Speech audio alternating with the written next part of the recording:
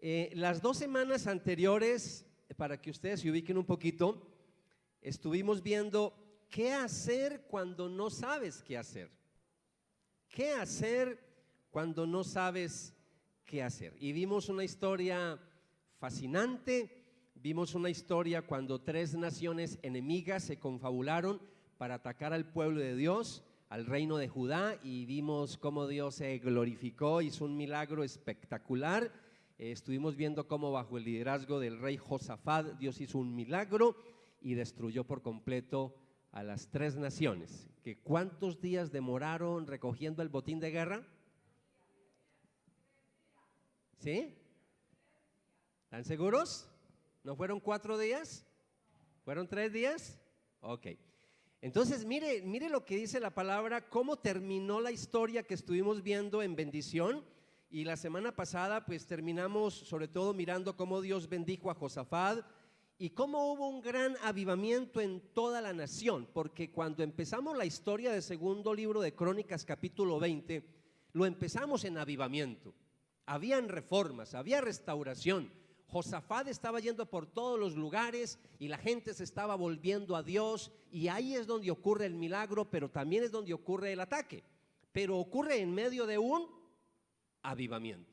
Ustedes ahí no lo tienen ahí, no sé si lo tienen en sus notas, creo que sí, pero terminamos, recordemos los últimos versículos del capítulo 20, versículo 29 y 30, porque ahí fue donde terminamos la semana pasada y quiero conectar ya para compartir hoy. Dice que cuando todos los reinos vecinos oyeron que el Señor mismo había luchado contra los enemigos de Israel, el temor de Dios se apoderó de ellos, así que el reino de Josafat tuvo paz, porque su Dios le había dado descanso por todo el territorio.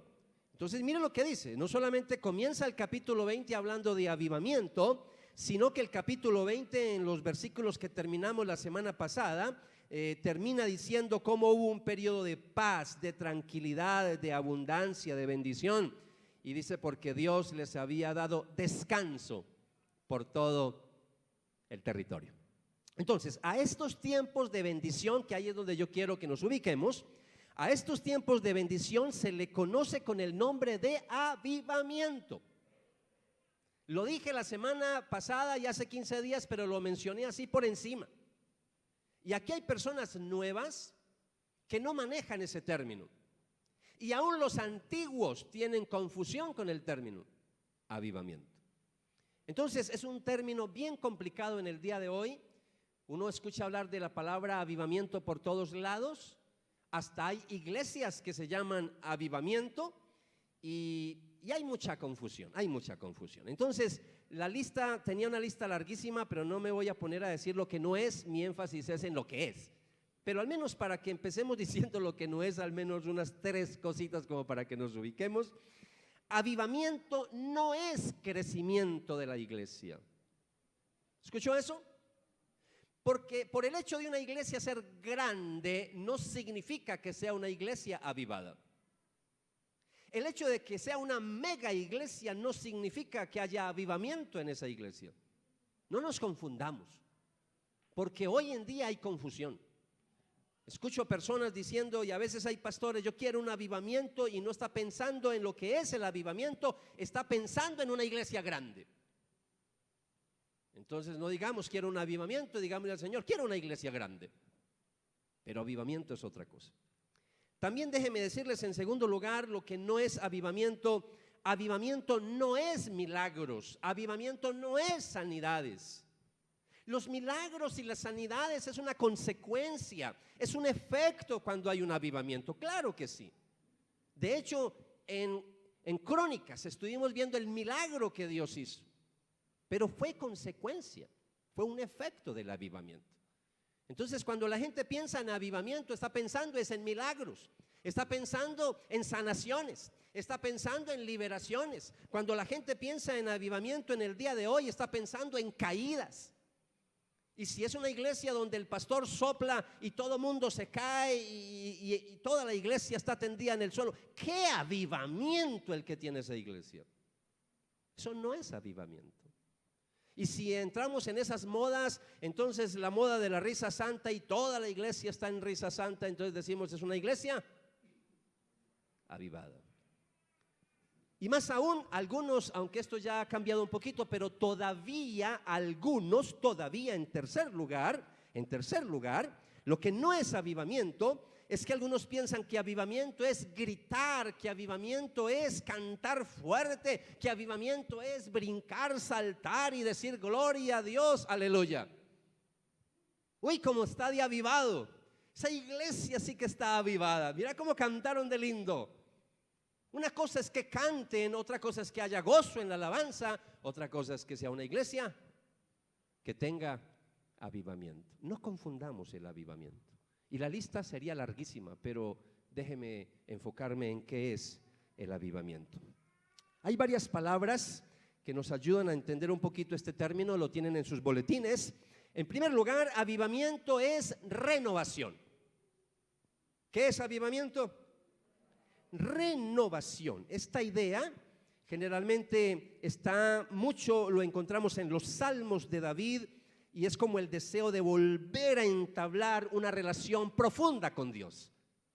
Entonces, avivamiento tiene que ver con la búsqueda, tiene que ver con renovar, tiene que ver con cambio en mi vida.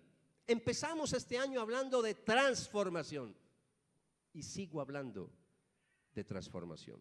Entonces, que le quede claro que cuando usted escuche la palabra avivamiento y que cuando me escuche a mí necesitamos un avivamiento en nuestra iglesia, y que cuando yo le diga usted necesita un avivamiento en su vida, usted necesita un avivamiento en su hogar, estamos hablando es de renovación, volver a entablar una relación profunda con Dios. Número 2, avivamiento cuando vamos a la Biblia también tiene que ver con un refrescar. Un refrescar. Un refrescar es lo que a veces escuchamos, recibir un refrigerio de parte del Señor. Un refrigerio. Y cuando hablamos de un refrigerio, yo sé que usted piensa en comida, pero esto no es comida, aunque si fuéramos a hablar de comida sería comida espiritual. Un refrigerio de parte del Señor, una bendición especial de parte del Señor, ¿cierto? No voy a profundizar en cada uno de los términos, porque mi interés es hablar de la historia de Josafat y no necesariamente de cada uno de estos términos, pero en la medida en que yo vaya avanzando en la conferencia, usted va a ir entendiendo cada uno de estos términos. Número 3, avivamiento también aparece en la Biblia como vivificar. Vivificar. Vivificar es como dar nueva fuerza. Vivificar es darle vigor a algo que ya carecía de ella, algo que perdió vigor, algo que perdió fuerza. El creyente que ya no está en el primer amor, ese hijo de Dios que ya olvídese, ya no hay pasión para orar, ya no hay pasión para leer la Biblia, ya no quiere estar en la presencia del Señor, se acostumbró, se volvió religioso, hay rituales, hay ritos, hay liturgia, pero no está enamorado del Señor, no está apasionado del Señor. Eso es vivificar. Necesitamos volver otra vez a algo que perdimos. Lo que el Señor le decía a la iglesia de Éfeso: una cosa tengo contra ti, y es que has dejado tu primer amor. Hay que renovar, hay que refrescar, hay que vivificar. Esa es la idea, sobre todo, que utiliza mucho Isaías, Oseas, Habacuc. Muchos de los profetas utilizaron mucho la palabra vivificar para referirse a un avivamiento en el pueblo de Israel. Y por último, aunque no es exhaustiva la lista ni la definición, pero al menos escogí estas 4 definiciones como para que entendamos qué es avivamiento, y cuando yo hable de avivamiento de aquí en adelante me entiendan el término. Número 4, avivamiento es reanimar el fuego, no el juego con J, con F. Reanimar el fuego o hacer que arda más. Reanimar el fuego o hacer que arda más. Todas las definiciones son espectaculares, nos ayudan a entender qué es un avivamiento. No hay ninguna más importante que la otra, pero a modo de que les quede como en sus mentes hoy el mensaje, quiero utilizar esta última definición. Y esta última definición está hablando de fuego. Necesitamos arder más para el Señor. Fuego del cielo, necesito fuego del cielo. El fuego del cielo no necesariamente se utiliza en la Biblia para hablar de castigo, para hablar de la ira de Dios derramada sobre algo o sobre alguien, sino que también se usa para bendición. El fuego del Espíritu. Es más, el Pentecostés es simbolizado, que dice que cayeron sobre cada uno de los 120 como lenguas, como de fuego, que se posaron sobre cada uno de ellos. Como de fuego, parecía como llamas. Y por eso cuando ilustran el Pentecostés, usted ha visto por ahí en los iconos, en los dibujos, cómo aparecen las llamitas cayendo sobre cada una de las personas. Fuego. Quiero que piense hoy en fuego. Quiero que piense cuando ahora en la Santa Cena prendamos el candelabro, cuando usted vea una vela, cuando vea algo que está encendido, piense en este mensaje, piense en avivamiento. Espiritualmente hablando, déjeme decirle esto, el Espíritu Santo es el que enciende la llama en cada uno de nosotros. Ahora, cuando hablamos de avivar, es porque yo no sé si usted se acuerda también en una expresión por allá cuando Pablo le dice a Timoteo que aviva el fuego de Dios puesto en ti, el don de Dios, el fuego, aviva, avivar, cuando usted está el fuego que se está apagando, cuando usted coge algo que se llama, ¿cómo se llama? Una china, algo para encender, para avivar el fuego. Yo creo que entendemos, un abanico. Yo creo que entendemos la figura. Ahora, yo no sé los que estamos aquí, cómo estamos de fuego. No sé cómo estaremos. Pero mire lo que dice la palabra del Señor en Primera de Tesalonicenses, capítulo 5, versículo 19. Pablo le dice a la iglesia, no apaguen al Espíritu Santo. Si nota la figura de fuego. Así que necesitamos un avivamiento. Lo que necesitamos es anhelar que Dios a través del Espíritu Santo nos haga sentir de nuevo un amor intenso, vivo, apasionado, ardiente para Él, ardiente. Cuando pensamos en la palabra ardiente, muchos le dan connotación sexual. Y está bien, la palabra ardiente a veces se toma como apasionado. Pero para hablar con Dios también se utiliza la palabra. Pero ya no en un contexto de sexual, sino de intimidad, de relación con mi Dios. Entonces, cuando hablamos de que yo necesito arder para Dios, es que yo necesito volverme al Señor. Yo necesito volver a mis primeros tiempos. Yo necesito volverme a apasionar por las cosas del Señor. Y los que estamos aquí todos, si nos ponemos la mano en el corazón, necesitamos que Dios venga a través de su Espíritu y avive nuestra vida. Que esa llama vuelva, ¿qué? Vuelva a encenderse, que otra vez haya fuego, que otra vez haya pasión en cada uno de nosotros.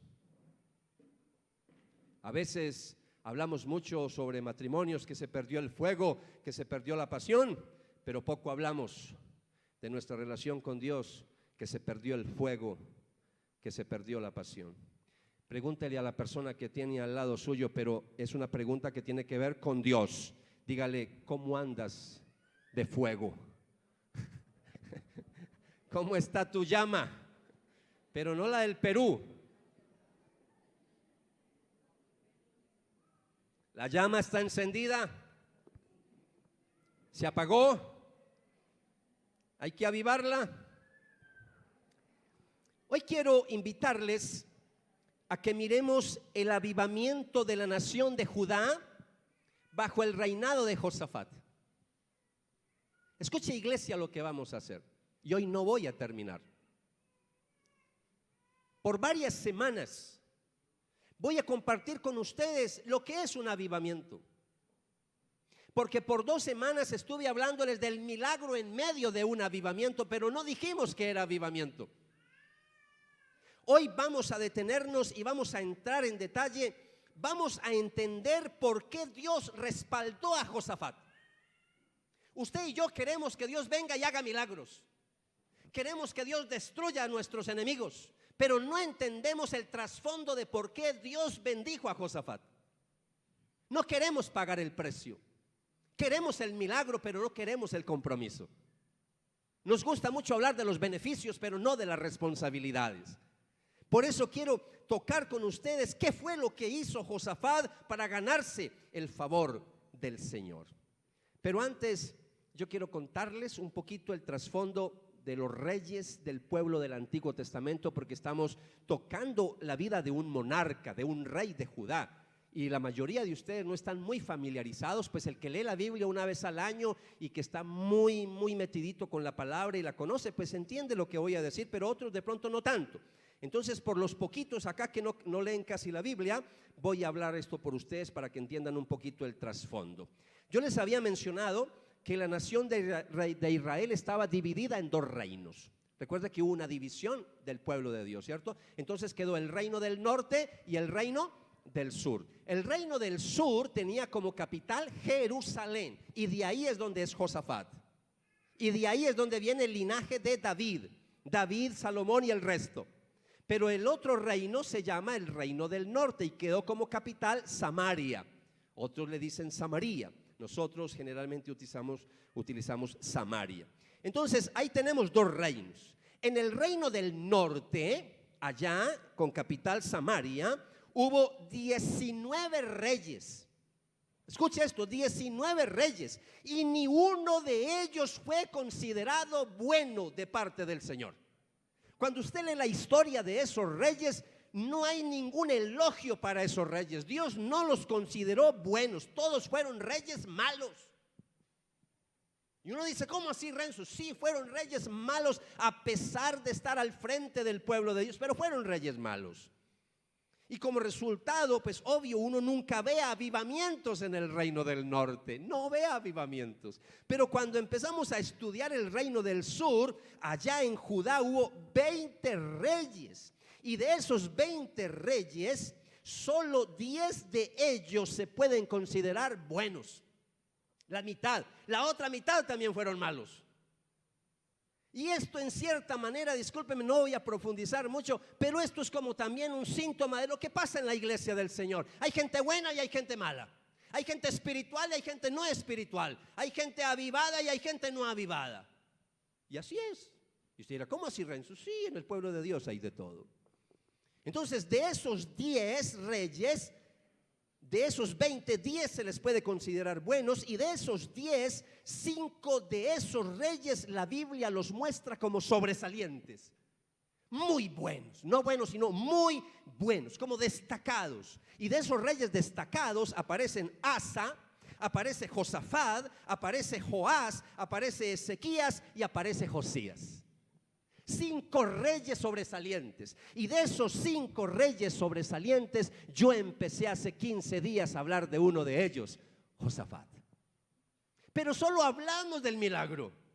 ¿Qué hacer cuando no sé qué hacer? Pero no profundicé en el por qué la bendición de Dios, por qué Dios lo respaldó. Durante el reinado de estos 5 reyes que les acabo de mencionar, hubo avivamiento en la nación. Hubo 5 avivamientos poderosos. No voy a hablar de todos ellos, solamente voy a hablar de un avivamiento bajo el periodo de Josafat. Entonces vamos a tomar varios fines de semana estudiando el avivamiento en el periodo del rey Josafat, y lo que quiero que mire es todo lo que hizo Josafat, el pueblo, y qué es lo que yo tengo que hacer para que haya un avivamiento en mi vida. ¿Están conmigo? No es cantar más duro, no son caídas, no son risas, no son milagros. Eso puede venir, pero eso no es avivamiento. Entonces préstele atención lo que vamos a estar haciendo durante varias semanas. Les invito a abrir sus Biblias en el segundo libro de Crónicas, capítulo 17. Capítulo 17, versículo 1 al 3. Y dice: luego Josafat, hijo de Asa, lo sucedió en el trono y fortaleció a Judá para hacerle frente a cualquier ataque de Israel. Estableció tropas en todas las ciudades fortificadas de Judá y asignó guarniciones adicionales en la tierra de Judá y en las ciudades de Efraín que su padre Asa había conquistado. La primera parte del versículo 3. El Señor, ¿qué dice la Biblia? Pare ahí. El Señor estaba con Josafat. Cuando tenemos a Dios de nuestro lado, amados, amadas, la bendición, la Biblia dice que cuando Dios está de nuestro lado, la bendición está asegurada. ¿Por qué hubo el milagro en Josafat? ¿Por qué se destruyeron a esos 3 enemigos con solo alabar, con solo entonar un cántico? El ejército no hizo nada, Dios lo hizo todo. ¿Pero por qué? Porque tenían la bendición del Señor, porque Dios estaba con Josafat. Ahora, usted puede colocar el nombre suyo ahí en la Biblia. Dice que el Señor estaba con Josafat. ¿Será que podemos colocar ahí: el Señor está con Alex, el Señor está con Juan Carlos, el Señor está con Marta? ¿Será que usted puede colocarle el nombre ahí? ¿Será que usted puede ver que Dios lo está respaldando, que tiene la bendición de Dios? ¿O usted está viendo ahora que todo lo que hace le sale mal, que usted ve que no hay respaldo de Dios por ningún lado? Porque puede ser que esa sea la situación. Y el Señor estaba con Josafat. La frase "el Señor estaba con él" se encuentra muchas veces en la Biblia, muchas veces. Un ejemplo: voy a hablarles desde que empezó el periodo del reinado de Judá, sobre todo a través de la línea de David, del rey David. En el primer libro de Samuel, en el capítulo 18, versículo 12 y versículo 14, leemos esto en la Nueva Traducción Viviente. Primer libro de Samuel, capítulo 18, versículo 12 y versículo 14. Después Saúl tenía miedo de David, porque el Señor, ¿qué? Estaba con David. Pero mire después lo que dice: pero se había apartado de él. David siguió teniendo éxito en todo lo que hacía. ¿Por qué tenía éxito en todo lo que hacía? Porque el Señor estaba con él. Asegúrese de que el Señor está con su vida, porque muchas veces creemos que Dios está con nosotros, pero nos pasa lo de Saúl: el Señor se ha apartado de nosotros. Y cuando uno mira la vida de Saúl, sabe por qué Dios se apartó de Saúl, y seguía ahí en la bendición del reino, pero Dios se apartó de Saúl por sus pecados y por muchas cosas que no tengo tiempo. La pregunta que tenemos que hacernos es: ¿y por qué Dios estaba con Josafat? ¿Por qué estaba con él? ¿Qué hizo Josafat para ganarse el favor de Dios? ¿Por qué Dios envió un avivamiento a la nación de Judá bajo el reino de Josafat? Esa es la pregunta. Y les pregunto, iglesia, a todos ustedes: ¿queremos un avivamiento como iglesia? 5. ¿Sí queremos que haya un avivamiento acá en el Redil? Le pregunto: ¿usted quiere un avivamiento en su familia, en su hogar? ¿Usted quiere un avivamiento a nivel personal, individual? ¿Usted quiere avivarse? Porque este mensaje es para usted. Y no solo el de hoy y el de la semana que viene y la que viene. Que el Señor nos ayude a poderle sacar jugo a esto que voy a compartir con ustedes. Vamos a mirar qué fue lo que hizo Josafat para ganarse el favor de Dios. El Señor estaba con Josafat. De paso, pues vamos a aprender de su ejemplo para ganarnos el favor de Dios, tener la bendición de Dios y así tener un avivamiento en nuestra vida. Pero vamos a orar. Una introducción bastante larga, pero necesitaba hacerla para poder profundizar en el pasaje. Padre, gracias por permitirme continuar con la historia de Josafat, y ayúdanos, porque esto lo necesitamos como iglesia, Señor. Espíritu Santo, de manera especial, abre nuestro entendimiento, de manera especial, sensibilízanos para estar atentos a lo que tú quieres enseñarnos a través de esta historia. De antemano, gracias por lo que vas a hablarnos hoy, Señor. Oramos con gratitud en el nombre de Jesús. Amén. Estuve luchando todos estos días con un acróstico. ¿Qué acróstico le regalo a la iglesia para que se acuerde de estos mensajes, que nunca se les olvide? Y les tengo que ser sinceros, me costó, no fue fácil. Pero por último apareció el acróstico. Apareció el acróstico después de muchos días. Que el Señor le ayude a uno. Entonces, como ayuda mnemotécnica, les voy a regalar el acróstico ARDE. Estamos hablando de avivamiento, arder para Dios. Arde. De arder, de avivar. Y con cada una de esas letras yo voy a hablar por varias semanas. Arder en el sentido de reanimar el fuego, hacer que arda más. Y vamos para la primera letra entonces de arde. ¿Cuál es la primera? La A. No me vaya a decir Pacheco, deme la A. A. Anhele buscar de Dios. Anhele buscar de Dios. Para tener un avivamiento es necesario que yo anhele buscar de Dios. ¿Qué es anhelar?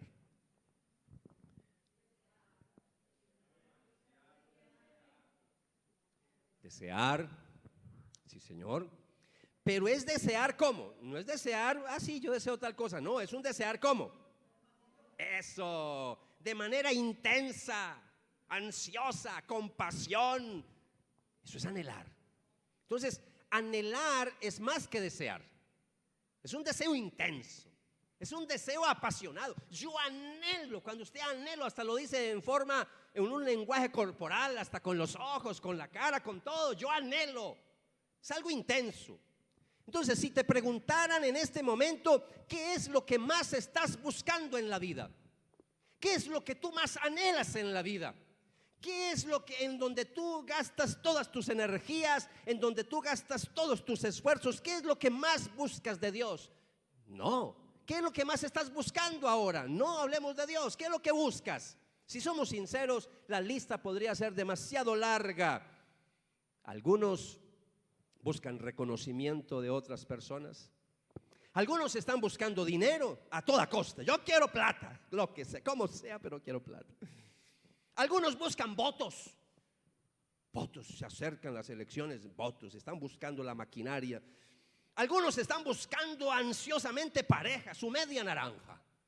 Y ahí están gastando todas sus energías. Otros buscan y se esfuerzan en agradar a las personas. Quieren agradar a los demás. Quieren quedar bien con los demás. Y ahí se esfuerzan en su vida haciendo eso. Pablo le escribió a los Gálatas. Me encontré con este versículo tremendo. Mire lo que dice Gálatas 1:10. ¿A quién pretendo yo ahora ganarme? Dice Pablo. ¿A quién busco agradar?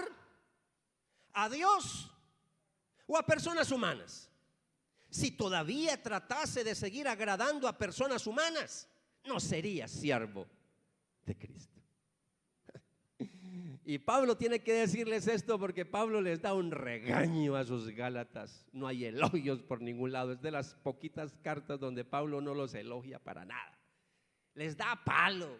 Gálatas insensatos. Y entonces él de una vez les dice: yo no estoy buscando la aprobación de los hombres. Yo no estoy buscando quedar bien con ustedes. Tengo que decirles lo que Dios me dijo que les dijera. Y punto, pare de contar. Y eso es lo que yo quiero mostrarles a ustedes hoy. En vez de estar buscando intensamente agradar a otras personas, yo debo de esforzarme por agradar a las tres personas de la Trinidad: al Padre, al Hijo y al Espíritu Santo. A ellos sí debo de esforzarme por agradarlos. Y Josafat se ganó el favor de Dios porque se esforzó en buscar a Dios. Por eso se ganó el favor de Dios. Leemos en el versículo 3. Ahora sí leámoslo completo. El versículo 3, ¿en qué capítulo estamos? En el 17. ¿Están conmigo? Entonces, mire lo que dice. Y el Señor estaba con Josafat. Y mire lo que dice la Biblia: porque siguió el ejemplo de los primeros años de su padre. Versículo 4.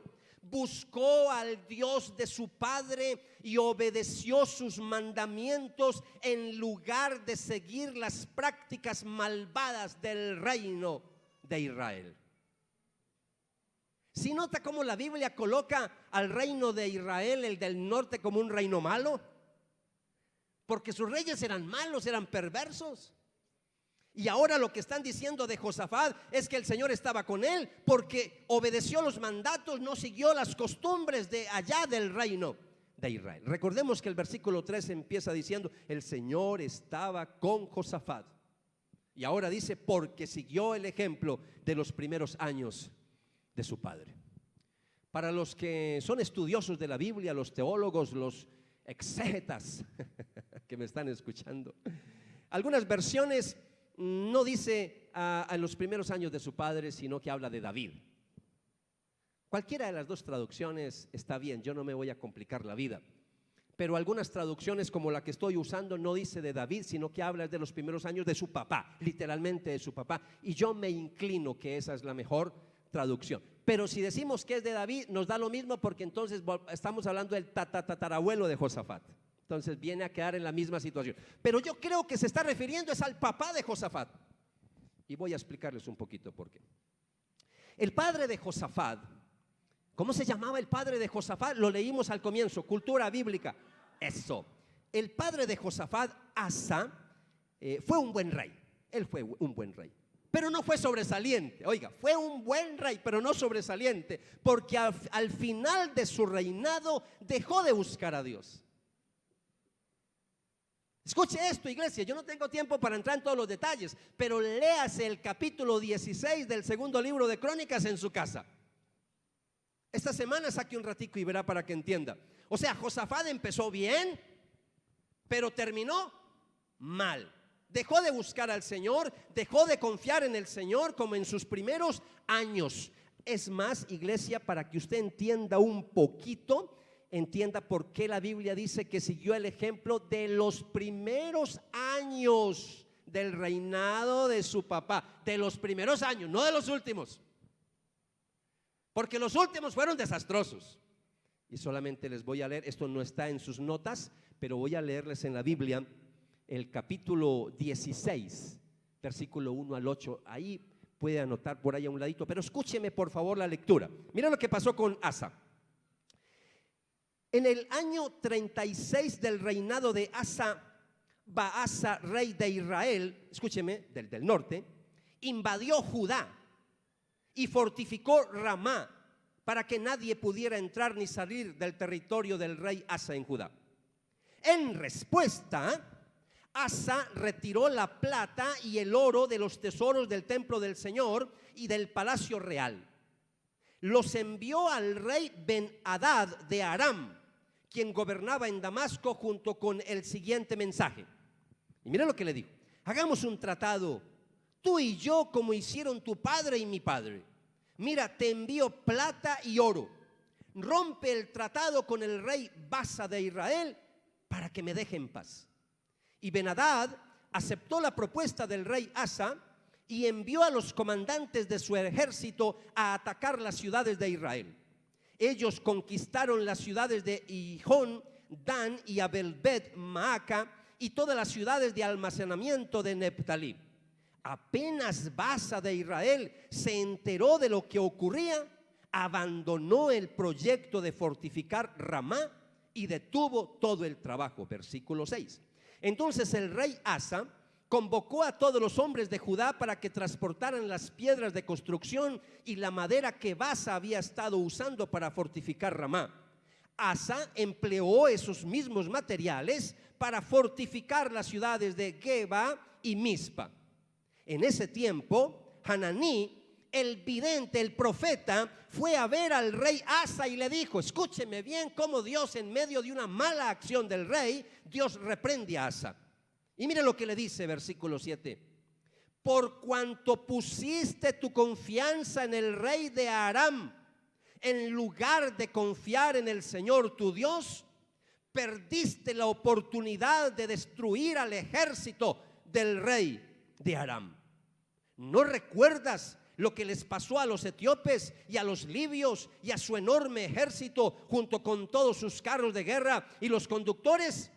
En ese tiempo confiaste en el Señor y Él los entregó en tus manos.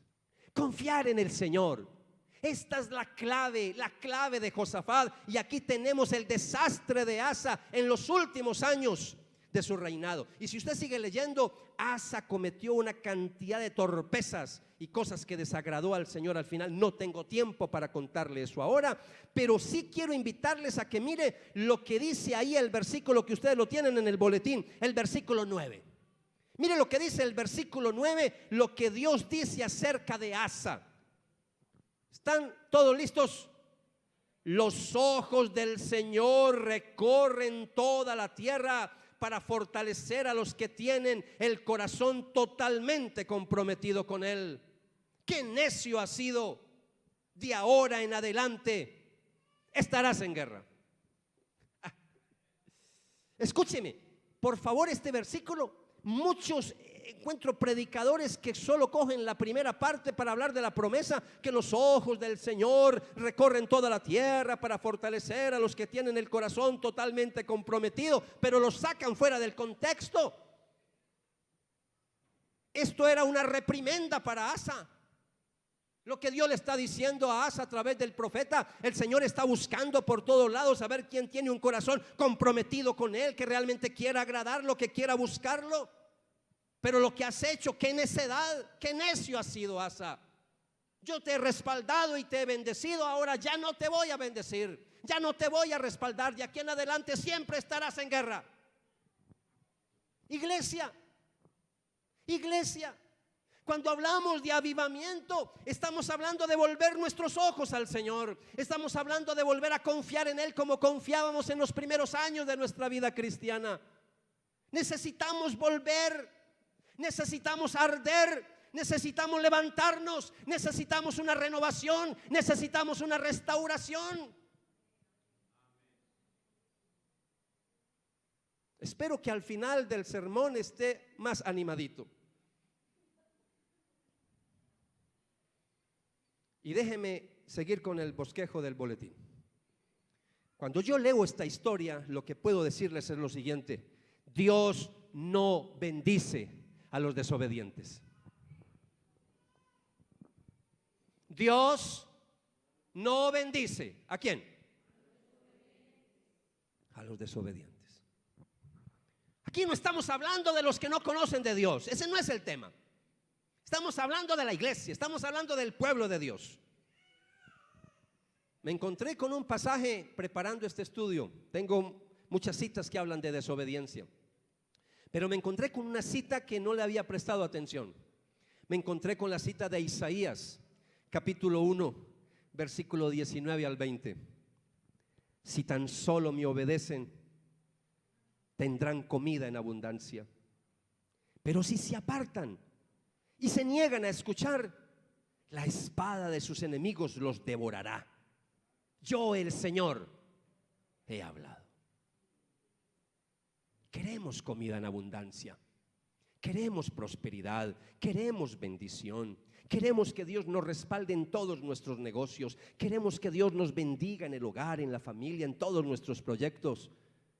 Pero a veces no estamos muy interesados en obedecerle. No estamos muy interesados en cortar con el pecado. Hace rato que el Señor nos viene hablando y nos viene hablando y nos viene hablando, pero seguimos en nuestras mismas actitudes, seguimos lo mismo con lo mismo, en las mismas. Si nosotros queremos la bendición del Señor, si queremos que venga un avivamiento sobre nuestras vidas, si queremos tener el favor de Dios, tenemos que obedecerle, pero hacerlo de todo corazón. De corazón es de buena gana. No porque usted diga, me tocó porque o si no la ira de Dios va a caer sobre mi vida. No, es que usted diga, yo quiero agradar a mi papá, a mi Padre Celestial, yo lo quiero agradar, yo lo quiero buscar. Entonces, cuando yo leo esto me encuentro también con otra declaración, que es lo que yo veo en la vida de Josafat, y es que Dios bendice a los obedientes. Dios bendice a los obedientes. Iglesia, ¿van conmigo? Versículo 4. Avancemos en el pasaje. Ya leímos el versículo 3. Vamos para el 4. Y el Señor estaba con Josafat. ¿Qué decía el versículo 3? Porque siguió el ejemplo de los primeros años de su padre. Ok, muy bien. Pero mire lo que hizo. Versículo 4. Buscó al Dios de su padre y obedeció sus mandatos en lugar de seguir las prácticas malvadas del reino de Israel. ¿Qué hizo Josafat? Buscó al Dios de su padre. Y después dice, y obedeció sus mandatos en lugar de seguir las prácticas malvadas del reino de Israel. voy a decir algo ya porque no lo puedo dejar para el final porque se me puede olvidar. He escuchado creyentes que han conocido de Dios en algún momento y ahora están apartados o alejados o están más fríos que un témpano de hielo, aunque van a la iglesia, pero están más fríos que un témpano de hielo. Y a veces escucha uno personas que se han alejado de Dios y cuando uno les pregunta empiezan a decir: es que yo no busco de Dios, es que yo no voy a la iglesia porque es que fulano hizo tal cosa, es que el pastor tal cosa, es que mi mamá tal cosa, es que mi papá tal cosa. Error, error. Si Josafat se hubiera dejado llevar por eso, Josafat no hubiera buscado del Señor porque tuvo un pésimo testimonio de su papá en los últimos años de su vida. Pero Josafat dijo: yo voy a retomar los mejores años de mi papá, no los últimos años. Para mí no existen esos últimos años. Allá él con el Señor, yo tengo que rendirle cuentas a mi Señor. Esto es un asunto entre el Señor y yo. No se esconda con la conducta de otros. Que Dios te está llamando a rendir cuentas es a ti. Y dígale a la persona que está al lado tuyo, dígale: tenemos que rendirle cuentas al Señor por separado. Dígale. Si tiene pareja, con mayor razón, por separado.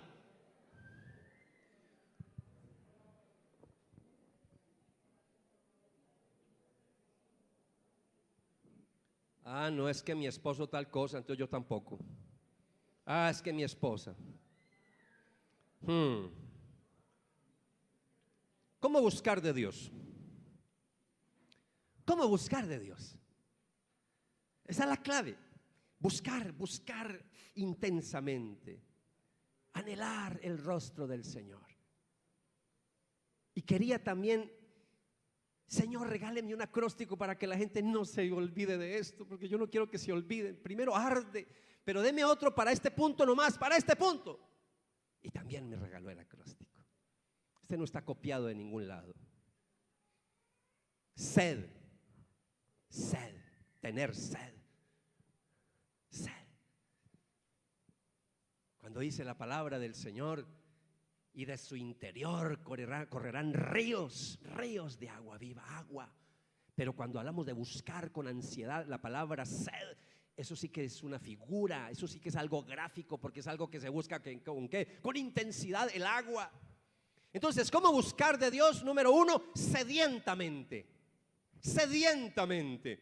Y ahí les regalé un versículo: como el siervo anhela las corrientes de las aguas, así te anhelo a ti. Anhelar, en el punto que estamos. Así te anhelo a ti, oh Dios. Tengo sed de Dios, del Dios viviente. ¿Cuándo podré ir para estar delante de Él? Estamos hablando, este es el lenguaje de un hombre desesperado. El lenguaje de un hombre que utiliza la figura cuando él está en el desierto, iba buscando agua y en la intensidad y en el ardor del sol del mediodía estaba buscando agua, no había.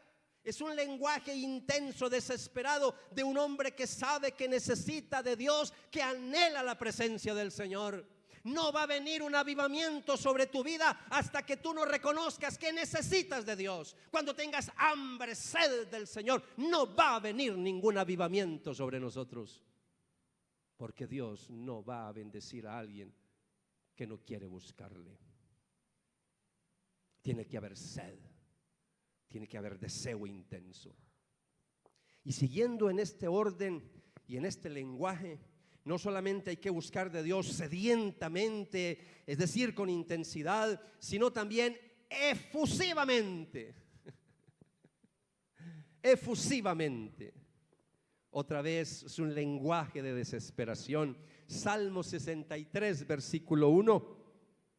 Y sigue hablando el salmista: oh Dios, tú eres mi Dios, de todo corazón te busco. Mi alma tiene sed de ti, todo mi cuerpo te anhela en esta tierra seca y agotada donde no hay agua. Si notan la figura, si nota el lenguaje, anhelar con intensidad, y está hablando otra vez de sed, está buscando de agua en tierra seca y agotada donde no hay agua. Esta sí es más gráfica que la primera. La primera es de un siervo, de un siervo que busca con intensidad el agua. Ahora está buscando de él como persona, está buscando agua para saciar su sed. Otra vez un lenguaje intenso. Y la pregunta es, ¿usted está anhelando de Dios desesperadamente? Usted no ve la hora en entrar en oración, no ve la hora en venir a la iglesia, no ve la hora en estar ahí en la presencia del Señor. O la vida cristiana se te volvió una rutina, o esto se le volvió una cosa religiosa y te acostumbraste a venir a la iglesia. Qué fácil es volvernos religiosos, qué fácil es conformarnos. Qué fácil es entrar en un momento de quietud, de conformismo. Y a veces hasta miramos el pasado y decimos, ay, yo recuerdo hace 20 años, cuando estaba buscando de Dios y Dios me visitó. 20 años atrás. Cuando eso debería de ser algo que fuera continuo en nuestra vida. No solamente hay que buscarlo sedientamente, no solo hay que buscarlo efusivamente, sino que también hay que buscarlo diligentemente. Diligentemente es que esto tiene que ser rápido, esto tiene que ser pronto. Es un buscar otra vez con ansias, con desesperación, pero más de rapidito, no postergue. Dice Hebreos 11:6, sin fe es imposible agradar a Dios. Todo el que desea acercarse a Dios debe creer que Él existe y que Él recompensa ¿a quiénes? A los que lo buscan con sinceridad. Él recompensa a los que lo buscan con sinceridad. La recompensa para Josafat no se hizo esperar. Llegó la recompensa porque lo buscó con intensidad. Y mire, iglesia, esto es algo que yo no puedo hacer por ustedes, ni ustedes pueden hacer por mí. Esto es un asunto individual, personal. Pero si todos nos juntamos como iglesia a hacer esto y a poner en práctica esto, va a venir un avivamiento sobre nosotros. Pero cuando Dios vea que es una iglesia que le quiere, que lo anhela, que necesita su presencia, cuando tú y yo decimos, Señor, no voy a dar un paso adelante si tú no vas al frente conmigo. De lo contrario, el Señor nos va a ver ahí todos distraídos. Que no, ya ni oramos, ni los devocionales se perdieron. Ya escasamente leemos la Biblia cuando venimos a la iglesia porque nos dan un boletín con versículos ya escritos. Porque ya ni Biblia leemos. Entonces, ¿cómo estamos? Yo no sé cómo estás, tú sí sabes, delante del Señor cómo estás. Cuando hablamos de modelos, yo estoy hablando de Josafat, por supuesto, porque quiero sacar de ahí una historia, unas lecciones, unos principios, pero nuestro modelo por excelencia es el Señor Jesucristo. Él siempre estuvo en una búsqueda constante de Dios. No los voy a cansar, pero cantidad de versículos vemos en los evangelios cuando dice que el Señor de madrugada se iba a buscar, se apartaba a buscar el rostro de su Padre, que aún se quedaba noches enteras en vigilia. Despachaba a los discípulos y él se quedaba ahí buscando el rostro de su papá. Y uno dice que ¿por qué el respaldo? ¿Cómo que por qué el respaldo? Porque siempre lo buscaba, porque él fue obediente hasta lo último. Y aún sabiendo lo que le pasaba, Señor, no se haga mi voluntad sino la tuya. Aparta de mí este cáliz, esta copa, pero que no se haga mi voluntad. Siempre estuvo dispuesto, siempre. Y eso lo llevó a la muerte por cada uno de nosotros. Este versículo no está en sus notas, pero en Mateo 17, versículo 5, y también hay otros pasajes similares, el Señor dijo: este es mi Hijo amado, estoy muy complacido con él. Escúchenlo. Este es mi Hijo amado, estoy muy complacido. Estamos hablando de avivamiento, estamos hablando de tener el favor de Dios sobre nosotros. Cristo tenía el favor de su Padre. ¿Dios puede decir eso de nosotros? No me conteste a la ligera. Dios puede decir: estoy muy complacido con Pedro, estoy muy complacido con María, estoy complacido con Julio, estoy complacido con Oscar. Su vida es un ejemplo de búsqueda intensa, siempre me busca, siempre está haciendo mi voluntad, siempre quiere obedecerme. ¿Será que Dios puede decir esto de nosotros? Quiera Dios que así sea. Ese es mi anhelo como pastor. Buscar a Dios, hablando de aplicaciones, buscar a Dios es estar hambriento de su presencia. Buscar a Dios es anhelar una llenura especial de su espíritu. Eso es buscar a Dios. Cuando hablamos de buscar a Dios, no es porque Dios se perdió, se nos perdió Dios, hay que buscarlo. No, Él no se ha perdido. Buscar de Dios es hambre de Él, hambre de su presencia, es anhelar la llenura de su espíritu. Pero Dios no va a derramar su espíritu donde no existe hambre de su presencia. ¿Cómo va a derramar Él el Espíritu Santo acá sobre nosotros con una llenura especial cuando estamos totalmente distraídos?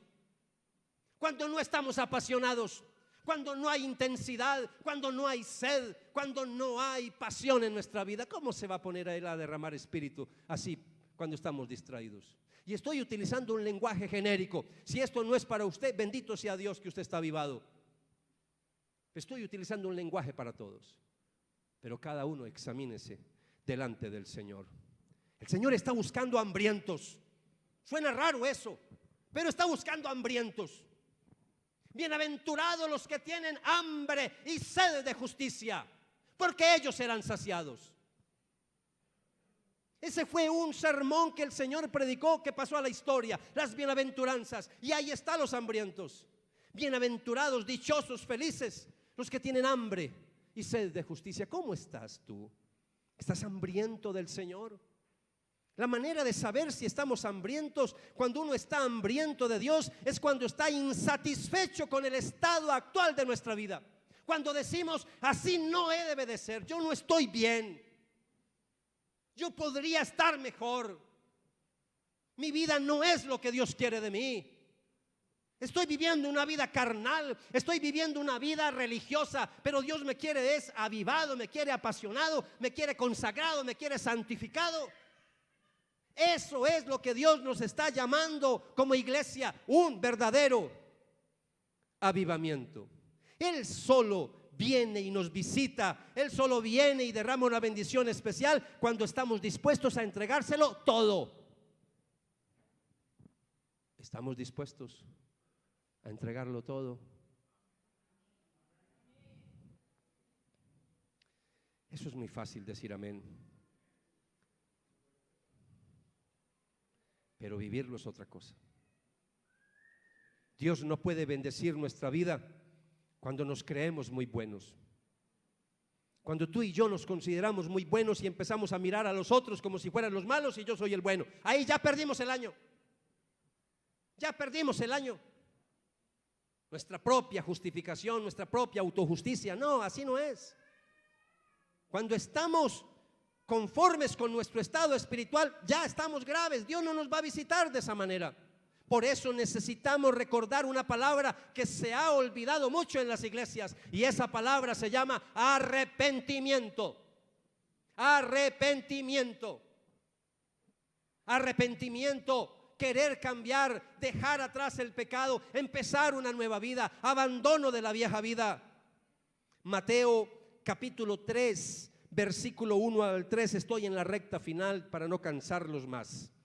Mateo capítulo 3, versículo 1 al 3, hablando de Juan el Bautista, y dice la palabra que en esos días Juan el Bautista llegó al desierto de Judea y comenzó a predicar. Su mensaje era el siguiente: arrepiéntanse de sus pecados y vuelvan a Dios, porque el reino del cielo está cerca. El profeta Isaías se refería a Juan cuando dijo: es una voz que clama en el desierto, preparen el camino para la venida del Señor, ábranle camino. El arrepentimiento prepara el camino y allana la senda para enderezar nuestros corazones. Eso es el arrepentimiento. Por eso necesitamos arrepentirnos. ¿Para qué? Para empezar a preparar ese camino. El arrepentimiento allana las protuberancias, llena los vacíos que existen en nuestra vida y en nuestra iglesia. Eso es lo que hace el arrepentimiento. Nos va a preparar para algo hermoso. Pero Dios no nos va a visitar hasta que no haya un verdadero arrepentimiento en nuestra iglesia, en nuestras vidas, en nuestros hogares. Renzo, ¿arrepentimiento de qué? Usted sabe, yo sé, todos sabemos. No necesito decirle, Dios hace rato se lo ha dicho. Arrepentimiento. El arrepentimiento permite la búsqueda de la divina presencia del Señor. Él construye la senda para que llegue a Dios, no para que Dios llegue a nosotros. Y si no, preguntémosle a Juan el Bautista. Cuando leemos en la Biblia, cuando Él construyó el camino, Jesús anduvo por ese camino, pasó por ese camino. Este es el punto que yo quiero compartir con ustedes. ¿Cuándo fue la última vez que usted le dijo al Señor: voy en búsqueda tuya, Señor, yo te anhelo con todo mi corazón? ¿Cuándo fue la última vez que usted le dijo: Señor, yo de aquí en adelante me voy a apasionar por ti, te voy a buscar, voy a cortar con muchas cosas, voy a organizar mi agenda, voy a organizar mi vida completamente porque quiero agradarte? ¿Cuándo fue la última vez que usted hizo eso? Buena pregunta. A veces andamos distraídos por la vida, muy distraídos. Ahora, si usted está contento, si usted está satisfecho con su vida actual, este mensaje no es para usted. No es para usted. Pero si usted está hambriento de Dios, si usted quiere realmente buscar de Dios, entonces Dios tiene esta promesa que les dije ahora para cada uno de nosotros. Dios bendice a los que tienen hambre y sed de justicia, porque ellos serán saciados. Y Dios nos quiere saciar. Saciar es que nos quiere llenar de su Espíritu Santo. Así que mi oración con ustedes, amados, es pedirle al Señor que despierte esa hambre en cada uno de nosotros, que nosotros realmente volvamos nuestros ojos al Señor. Y yo por eso quiero invitarle para que incline su rostro ahí donde está. Vamos a entrar en un tiempo de oración. Yo quiero que este mensaje, amado, amada, por favor no lo eche por la borda, que por un oído le entró y por el otro le salió. No, dígale al Señor: yo quiero, Señor, aplicar, obedecer esta palabra de hoy. Incline su rostro, por favor. Padre, en el nombre de Jesús, en la autoridad que tú me has dado, Señor, yo desato a tu iglesia de toda religiosidad, Señor. Padre, que esta iglesia con nosotros, todos los que estamos aquí, podamos sentir hambre espiritual en este momento, Señor. Por eso, en el nombre de Jesús, en la autoridad que me has dado, reprendo toda religiosidad en esta iglesia, reprendo toda pereza, reprendo toda mundanalidad, toda carnalidad en esta iglesia, toda distracción en el nombre de Jesús. Padre, mi oración es que tu Espíritu Santo venga y nos visite, Señor. Padre, yo oro en el nombre de Jesús para que hoy se encienda esa llama, Señor, en nuestras vidas. Que tú vengas y nos avives, que esa llamita empiece a crecer a partir de hoy, Señor. Tome la posición que usted quiera, arrodíllese, póstrese de pie, sentado, como quiera, pero no se me distraiga, por favor. Vamos a entrar en un momento de ministración donde quiero pedirte, exhortarte, animarte a que no vayas a salir tal y como entraste a este lugar hoy. Quiero que salgas distinto y diferente. Haga un compromiso con el Dios de los cielos, haga un compromiso con nuestro Rey, haga un compromiso con nuestro Salvador. Y dígale: a partir de hoy yo voy a organizar mi vida, voy a hacer reformas, voy a hacer ajustes, voy a entrar en un tiempo de renovación, de restauración, pero en mis fuerzas imposible. Necesito que me ayudes, Señor. Voy a poner todo de mi parte, pero necesito que me ayudes a través de tu Espíritu Santo, Señor. Necesito que me ayudes, Señor. Ahí donde está, escuche la oración que voy a leerles de la palabra. La oración que uno de los reyes de Judá, fue bueno pero no sobresaliente, pero fue un rey bueno, y dedicó el templo al Señor, Salomón, y le dijo al Señor: he oído tu oración. Dios le dice a Salomón en respuesta a lo que él le dedicó, y Dios le dice: he oído tu oración y he elegido este templo como el lugar para que se realicen sacrificios.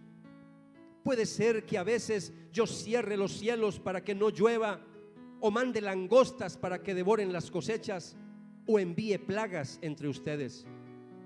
Pero si mi pueblo, que lleva mi nombre, se humilla y ora, busca mi rostro y se aparta de su conducta perversa, de sus malos caminos, yo oiré desde el cielo, perdonaré sus pecados y restauraré su tierra. Mis ojos estarán abiertos y mis oídos atentos a cada oración que se eleve en este lugar, pues he elegido este templo y lo he apartado para que sea santo, un lugar donde mi nombre será honrado para siempre. Lo vigilaré sin cesar, porque es muy preciado a mi corazón. Vamos a entonar esta canción, una oración cantada al Señor. Si quieres seguir orando, pero vamos a buscar el rostro del Señor, que sea una oración donde le digamos que vamos a empezar a buscarle intensamente, apasionadamente, que nos vamos a arrepentir de nuestros pecados, que vamos a dejar la conducta perversa que haya. Yo te busco,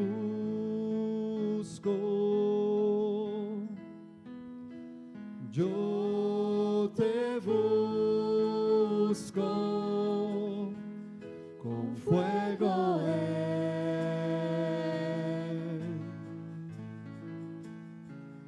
mi corazón. Padre de la gloria, Padre, Yo te busco, perdónanos como iglesia, perdónanos, yo te busco, perdónanos, Dios, por no buscarte. Recibe mi adoración. Perdónanos, Señor, perdónanos, perdónanos. Te anhelo,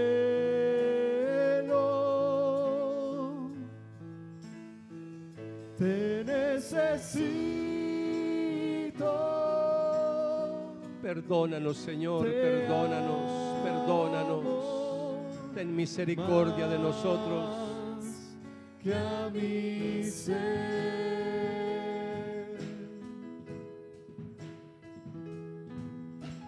Yo te busco,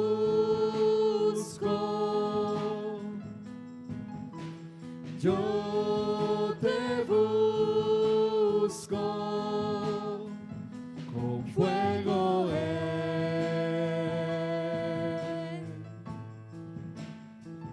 mi corazón. Eleva tu voz como una oración al Señor. Yo te busco. Iglesia, que Dios nos vea orar cantándole a Él. Yo te busco, recibe mi adoración. Dígale con todo su corazón: te anhelo,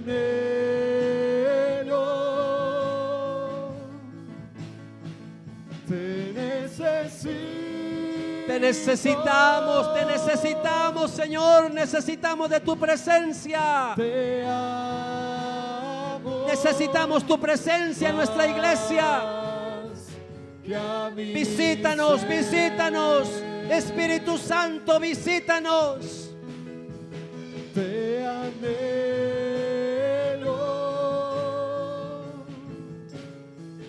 te necesito.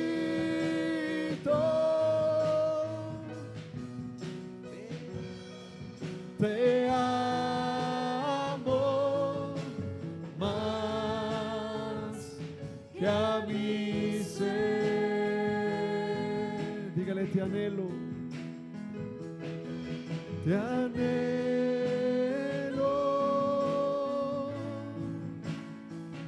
te necesito. Dígaselo, dígaselo. Te amo más que a mi ser, más que a mi ser. Escuchemos solo el piano. Vamos a tocar solo el piano. Que se escuche solo el piano. Solo el piano. Ahí siga en la presencia del Señor, por favor. Si mi pueblo se humillare, sobre el cual mi nombre es invocado, y oraren y se convirtieren de sus malos caminos, entonces yo oiré desde los cielos, perdonaré sus pecados y su tierra sanaré. ¿Por qué no se toma un momento para pedirle perdón al Señor? ¿Por qué no toma un momento ahí donde estás y te arrepientes de tus pecados? ¿Por qué no tomas un momento ahí donde estás y les dices: Señor, yo voy a empezar de nuevo hoy, Señor?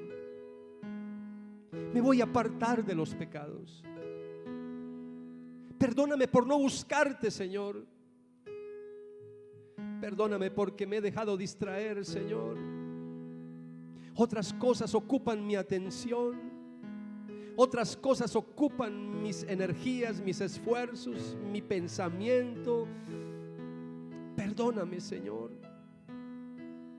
Ya no te busco como antes, no oro como antes, ya no leo tu palabra, ya no me siento a tus pies a escucharte, Señor. Perdóname, perdóname. Perdóname, Señor. Ya no hay ese deseo de vivir una vida santa, consagrada como antes. Perdóname, dígaselo al Señor. Como iglesia te pedimos perdón, Señor. Quita toda religiosidad de nosotros, Padre. Queremos volvernos a ti como iglesia, como líderes. Todos, pastores, líderes, ministros, todos queremos volvernos a ti, Señor. Queremos un avivamiento en nuestro redil. Queremos un avivamiento en nuestra iglesia, Señor. Ten misericordia de nosotros. Míranos con ojos de misericordia, Señor, y derrama de tu espíritu. Si mi pueblo se humillare, Señor, entonces yo oiré desde los cielos. Escúchanos. Escúchanos hoy, Señor, escúchanos. Habla con el Señor, habla con Él, habla con Él, habla con Él. No hay lugar más alto. Adoremos, adoremos al Señor.